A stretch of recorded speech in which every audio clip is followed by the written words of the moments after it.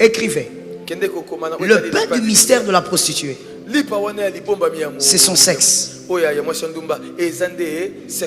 Même l'homme prostitué, c'est son sexe. C'est le pain mystérieux. Parce que l'homme dans la vie a 3 types de pain. L'homme, Serge, soyez concentrés. L'homme dans la vie a 3 types de pain. Écrivez.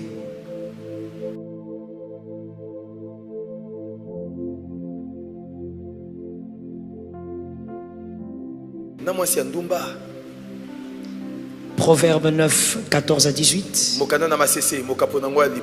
Deutéronome 23, 17 à 18. Deutéronome 23, 17, 18. On commence avec Deutéronome 23, 17 à 18. Deutéronome 23, verset 17 au verset 18. Le deuxième lien le plus dangereux, j'ai dit que c'était.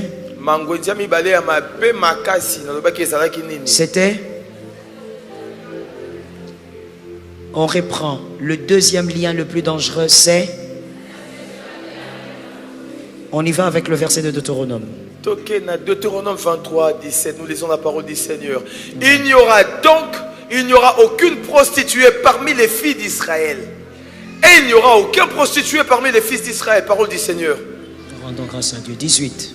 Tu n'apporteras point dans la maison de l'Éternel, ton Dieu, le salaire d'une prostituée, ni le prix d'un chien, pour l'accomplissement d'un vœu quelconque, car l'un et l'autre sont en abomination à l'Éternel ton Dieu. Troisièmement, vous avez écrit quoi?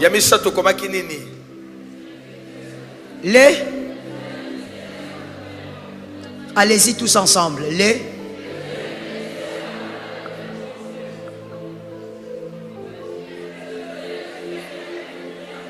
Le deuxième, c'est le pain du mystère. Écrivez.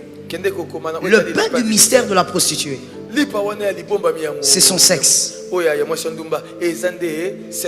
Même l'homme prostitué, c'est son sexe.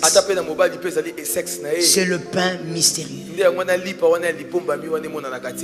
Parce que l'homme dans la vie a 3 types de pain.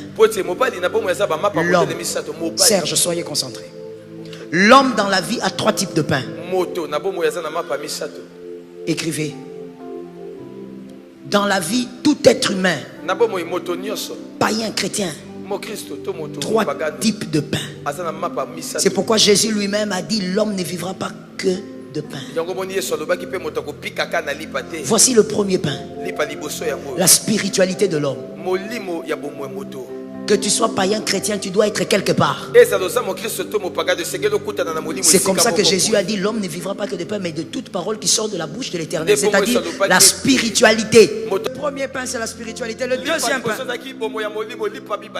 c'est ce que vous mangez, tout ce que vous mangez, qui fortifie votre corps. Que ce soit le riz, que ce soit tout ce que vous voulez, pour fortifier votre corps. Le pain dont Jésus avait parlé, l'homme ne vivra pas que de pain. Ce pain-là, c'est pour le corps. Troisième pain, c'est le sexe. Mais en réalité, je n'ai pas bien dit ça. Troisième pain, c'est la partie génitale d'un homme ou d'une femme. La partie génitale. C'est ça, le troisième pain. Et c'est de ça qu'on parle dans ces versets. On ne parle pas d'une maison parce qu'en réalité, c'est le pain là qui est toute une maison. Le pain de mystère de la prostituée. Quand tu couches avec elle, ce n'est pas comme tu as couché avec n'importe qui. Non, non, non. Tu as consommé un pain mystérieux qui va commencer à prendre le contrôle sur toi. Tu as très bien dit ça. Ça ressemble exactement à ce qu'il a dit. Ça ressemble à cet enfant à qui on donne un morceau de viande ou de pain et qui la nuit entre dans un monde de sorcellerie.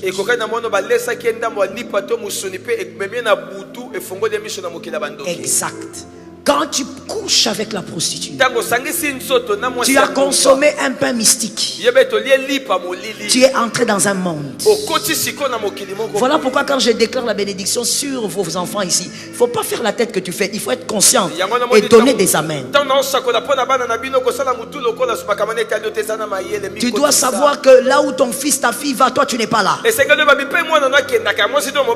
Il ne doit pas tomber. Il ne doit pas tomber dans un piège où il mange le pain mystique. Quand tu couches avec une prostituée, tu entres dans un monde spirituel. Ce monde spirituel va commencer à t'imposer des réalités. C'était quoi la troisième chose ou quatrième, je ne sais plus. Troisième, c'était quoi? Les invités, c'est-à-dire toutes les personnes qui couchent avec, sont là les invités. Mais qui vous a invité? Vous voyez que la prostituée là qui se met sur le boulevard là et puis qui est là, elle t'appelle quand tu passes, monsieur, elle te fait des signes, elle te fait des manières. Je vais te dire une chose, ce n'est pas elle qui t'appelle.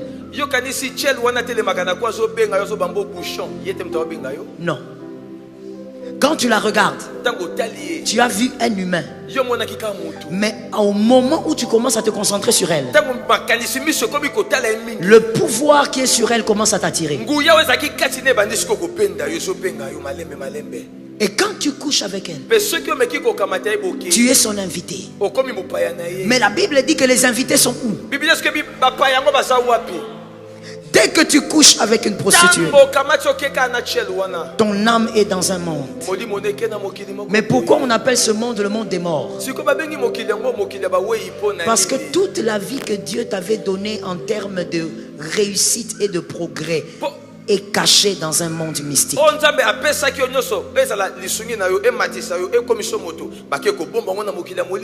Que le Seigneur vous garde et qu'il vous protège. Soyez rassurés. Et surtout n'oubliez pas de prier pour le Congo chaque jour, à chaque moment que vous priez. N'oubliez pas non plus de vous abonner. Jésus vous aime.